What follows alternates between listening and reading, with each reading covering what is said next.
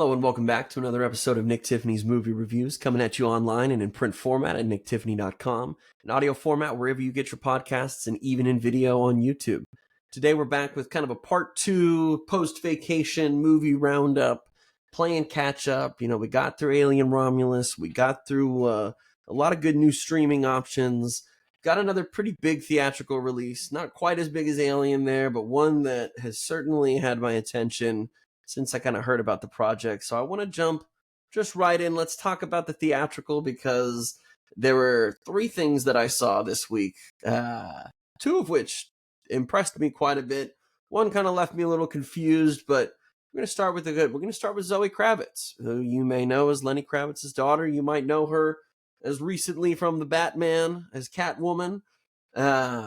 She is stepping into the director's chair and helping write this film called Blink Twice, which kind of a psychological thriller, mystery, dark comedy, has got a lot of interesting elements going on there. The basis of the film, Channing Tatum, Slater King, billionaire, just handsome guy, always hosting extravagant parties, has his own island where he flies all his friends, and you're just out there having the best time ever.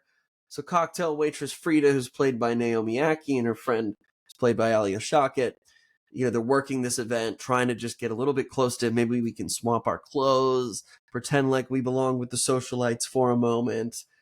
Truly just pretending, because he would never talk to us. He would never entertain that. And wouldn't you know it, as fate happens, she kind of almost falls into his arms. And this vape smoking billionaire has a great time with her. She gets to meet all of his cohorts at this gala. And, they're about to shuttle off to his island. And he says, what the hell? Do you guys want to come to the island?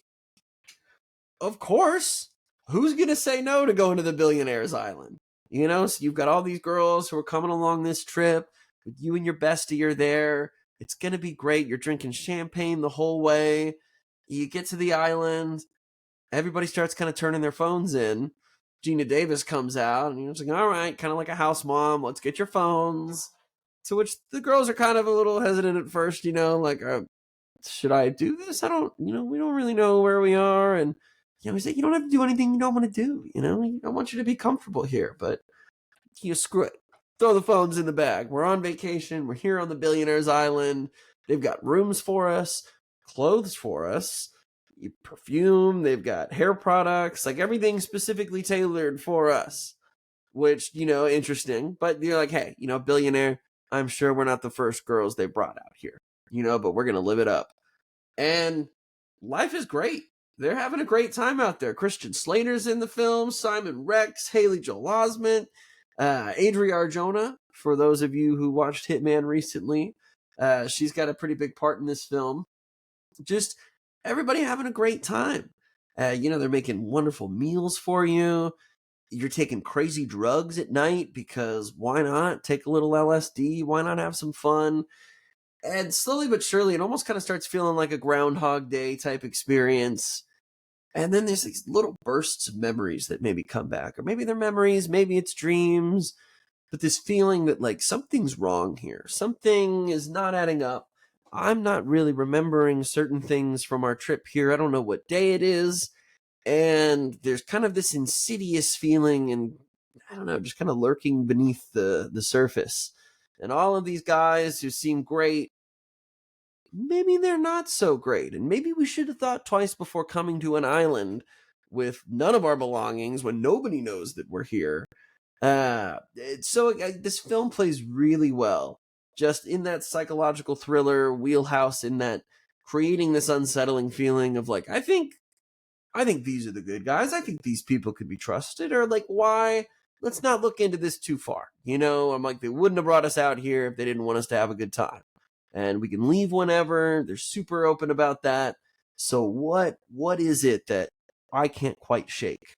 Channing Tatum does a great job playing this kind of, you're not quite sure what his intentions are, plays the billionaire role more like he would probably play himself, this kind of goofy, self-effacing. He's like, trying to be charming, but a little bit shy. It's very fun. And from the beginning of the film, once he starts hitting that vape, it kind of really jumped out at me. The sound design in this film is terrific. Whether they're pouring bubbles by the pool, you get this crisp, bubbling, fizzy sound that I watched this at our Galaxy Theater out in Monroe, which had just not recently been redone. I hadn't been there in a long time. But I was surprised by how good the sound system was, number one, but then also how much that sound design in the film kind of stood out to me. And it does kind of make a difference. So there are important sounds maybe throughout the film that really kind of clue you into certain patterns or things that are going on.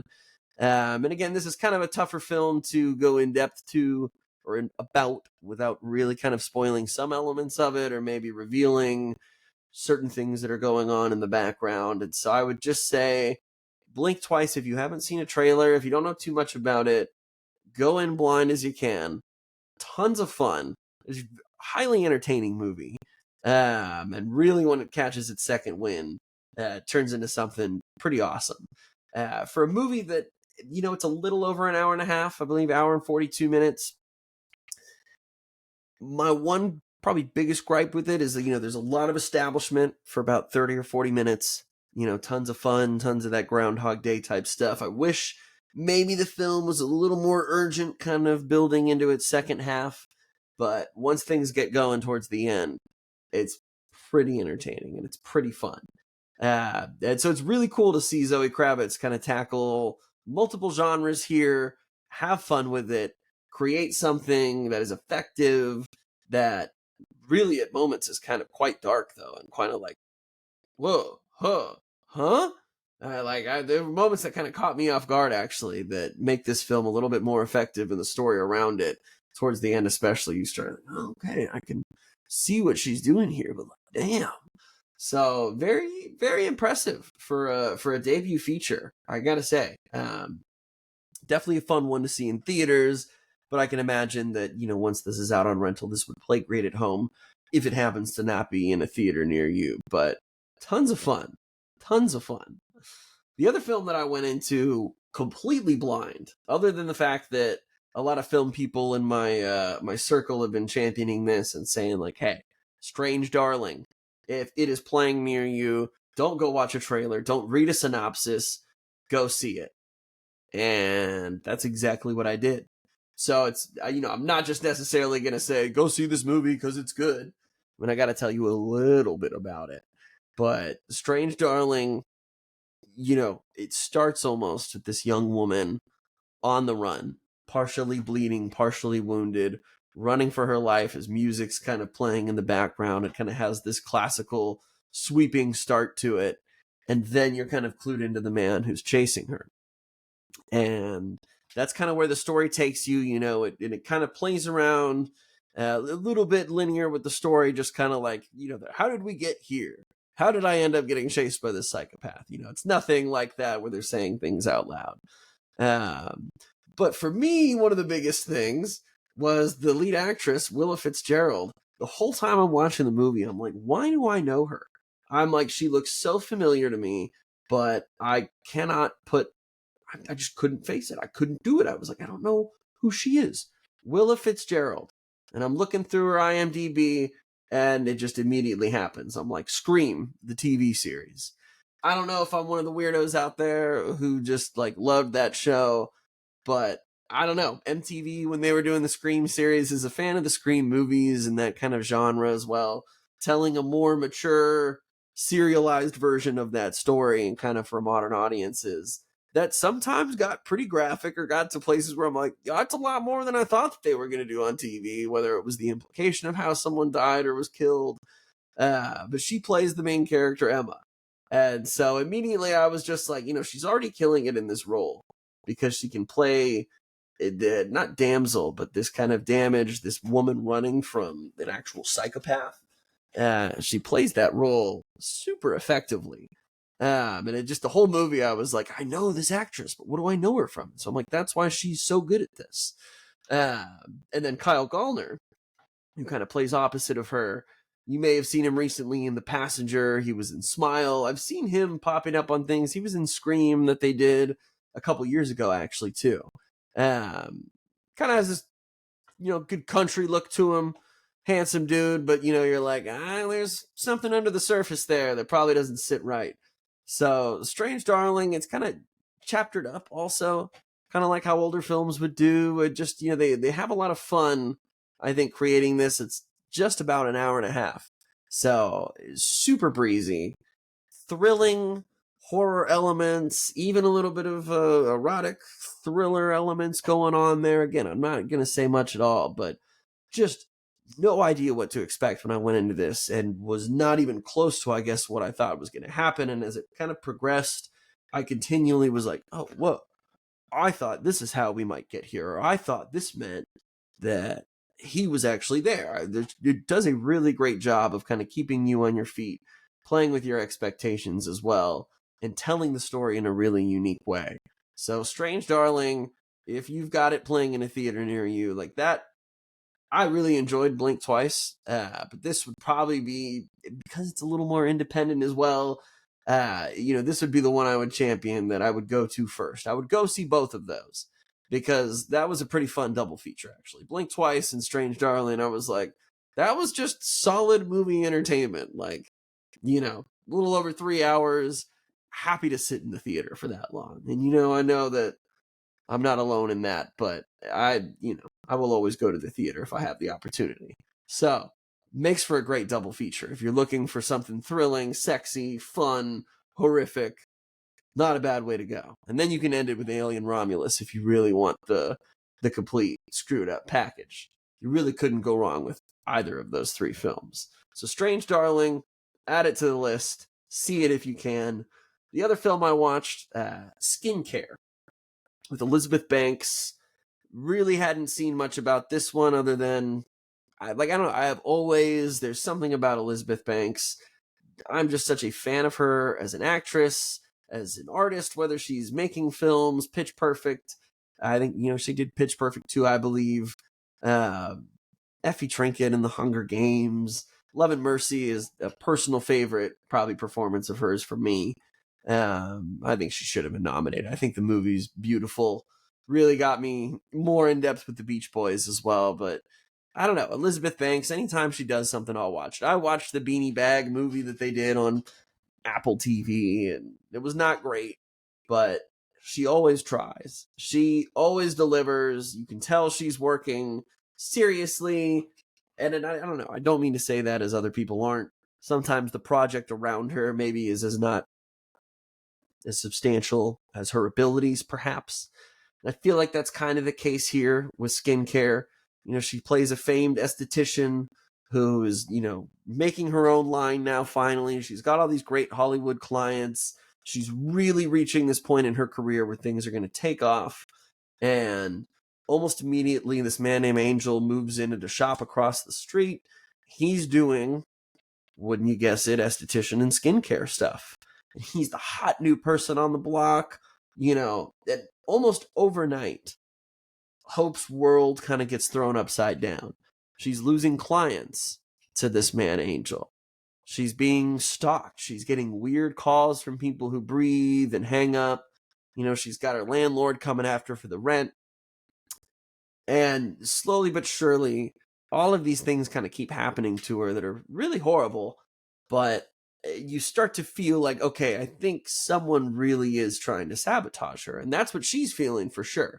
This film, I would say, more than anything, does do a really great job of playing around with paranoia and this idea of like, okay, my shop's being vandalized. People are creating fake postings about me or sending emails that didn't come from me, but is just destroying my image. And, you probably have your own assumptions or thoughts about who it might be. And I will say, it didn't quite go exactly how I thought it was. I was definitely surprised maybe at who or what was responsible for her downfall. But, you've got little bit roles from Nathan Fillion in this film. Lewis Pullman, who plays Bill Pullman's son, the president of the United States from Independence Day. Bob from Top Gun Maverick, he's in the film. There's a couple other notable names and people you'll probably recognize in there. But by and large, it kind of feels like a B-movie genre film that yes, is dealing with that paranoia. Probably would have come out in the 60s or the 70s. Doesn't ever get so dastardly or evil that, it like sticks with you. Or, I mean, I was invested enough, but not so much so that it was like, wow, what a great mystery. And like they really effectively told that story. I don't know. I thought they could have done a lot of things a little bit better in terms of how they kind of unravel the mystery, whether they're playing with violence or certain acts that could have been maybe beefed up a little bit more. I don't know. I mean, they're kind of going for something that it's not schlocky, but there is this air or attitude of like, all right, again, this is not the most serious film, or it doesn't feel like it's the most serious mystery, but you really do feel the paranoia and this feeling of desperation that Hope starts getting. So I don't know. It was fine. This would be a fine streaming option. Would be very befitting of an Apple TV streaming film.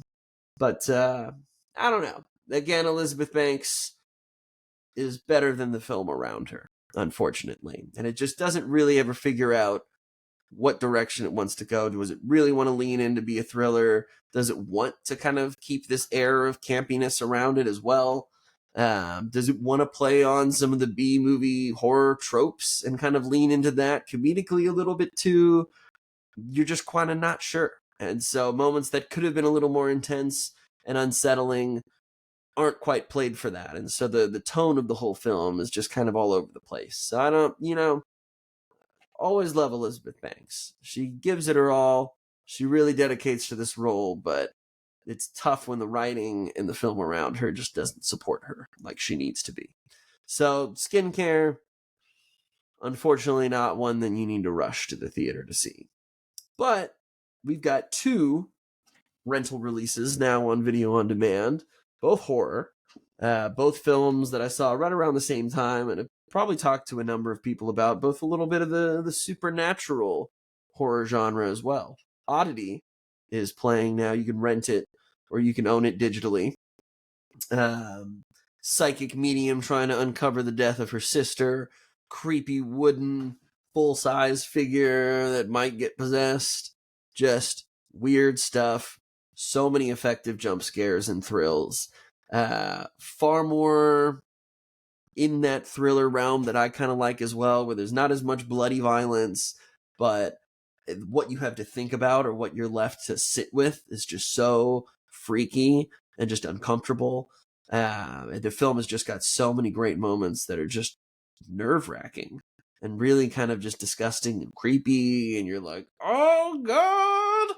I mean, that was me for most of the movie. But again, this movie is one of the best intros to a horror thriller film that I've probably ever seen. One that just poses an impossible question and the most like deeply unsettling choice that you might have to make were you in this position. Oddity, big fan. Also on VOD and rental right now is Longlegs, which I am due for a rewatch for. Seeing it the first time, I think I was taken. My expectations were a little maybe inflated in terms of how the film might play out based on what it's kind of not borrowing from, but inspired by Zodiac, Seven, Silence of the Lambs. It is this FBI procedural that I thought was going to be far more serial killer horror thriller in that realm. Ends up being more of a supernatural kind of horror thriller, which I really wasn't expecting.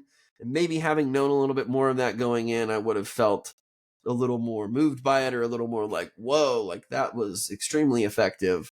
I think it's shot incredibly well. And I think there's just tons of sequences and moments that still kind of sit with me where I was like, that was just creepy. And I'm like, they really, I was like, that's kind of like effed up. Like there are more than a couple moments where I was just like, oh, my heart feels bad right now. I've got a pit in my stomach. And Micah Monroe is just terrific. Nicolas Cage as the killer Longlegs is just a freaking weirdo and a creep and very unsettling. Really plays that role. Not too hammy with it, but just like super bizarre. Just a very bizarre character, but very befitting once you kind of understand that, yeah, there is this supernatural kind of element going on there. Which again, don't go into it thinking it's going to be like Zodiac or Silence of the Lambs, but understand that, whether it's in the filmmaking or how they're telling and showing some of that scary stuff, they kind of borrow elements from that, or maybe you're inspired by that, but it is far more supernatural and horror than anything else. So knowing that, I think maybe people will have a first experience with it that wasn't quite mine, which was this is the scariest movie of the decade, which I knew it wasn't going to be going into it. And then like a week later, I saw Oddity, and I was like, that was scarier. Just as a jump scare, just like, oh my God, I'm freaking out. Oddity's that one. But if you want deeply unsettling, psychological, supernatural horror, Longlegs is pretty screwed up. And I'm probably going to end up watching that again in the next few days. So that definitely, Osgood Perkins, he's got a couple more movies coming out that he also shot for Neon, I believe, like almost back to back with this. So I'm really curious to kind of see his trajectory as a director and seeing what those two kind of features look like as well. But that should just about do it for our review roundup. We're pretty caught up now. Moving into September, I saw Shaun of the Dead is re-releasing this coming week in theaters, which would be kind of fun to go see. They're also putting The Batman with Robert Pattinson back in theaters, I believe, on Wednesday the 28th. Kind of a either before or after the film, they're going to show you a little bit of the new Penguin series coming to Max. Should be HBO. They're going Sopranos with it. It just does it. HBO original sounds so much better than Max original. So I had I not seen the film 3 times in theaters and had a new little kitty now to take care of, probably would be at the Batman, because I would jump at any opportunity to see a Batman film in the theaters. They're just a cut above the rest. He is forever the greatest superhero. But if you did not have a chance to see The Batman in theaters, check your listings. I'm like, it's only like it looks like a couple AMC theaters, at least in the Seattle area, we're going to be playing it, but totally worth a watch in theaters if you have not seen it that way. Batman can't be beat. So yeah, thanks again as always for tuning in. You can find us at NT Movie Reviews on all social media platforms, on all the different podcast platforms as well, and on YouTube. Thanks again. Have a great rest of your day.